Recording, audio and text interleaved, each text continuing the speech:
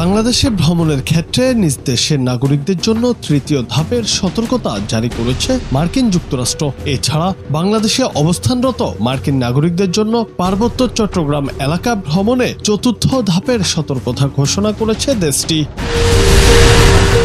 মার্কিন পররাষ্ট্র মন্ত্রণালয়ের ওয়েবসাইটে ভ্রমণ নির্দেশিকা হালনাগাদ করে এই বার্তা দিয়েছে দেশটি। বিবৃতিতে বলা হয়, বাংলাদেশে বিভিন্ন স্থানে হুটহাট বিক্ষোভ দেখা দিচ্ছে।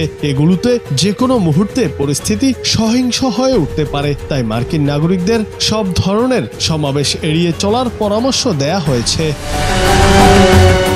বিবৃতিতে বাংলাদেশের আইন শৃঙ্খলা পরিস্থিতি নিয়েও সতর্ক করে বলা হয়, মানুষের ভিড়ে পকেটমারের বিষয়ে সাবধান থাকতে হবে। আর বড় শহরগুলোতে, বিশেষত ঢাকায়, ছিনতাই, চুরি, অবৈধ মাদক কারবারের মতো অপরাধ ঘটে থাকে। এছাড়া বাংলাদেশে সন্ত্রাসী কর্মকাণ্ডের ঝুঁকি রয়েছে।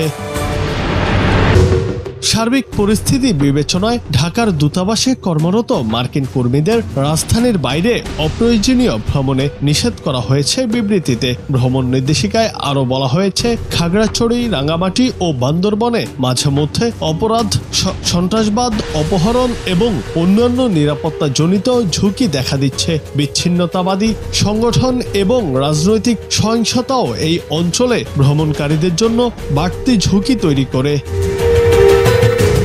ওই এলাকায় ভ্রমণের জন্য বাংলাদেশ সরকারের স্বরাষ্ট্র মন্ত্রণালয়ের জননিরাপত্তা বিভাগের পূর্বানুমতি আবশ্যক।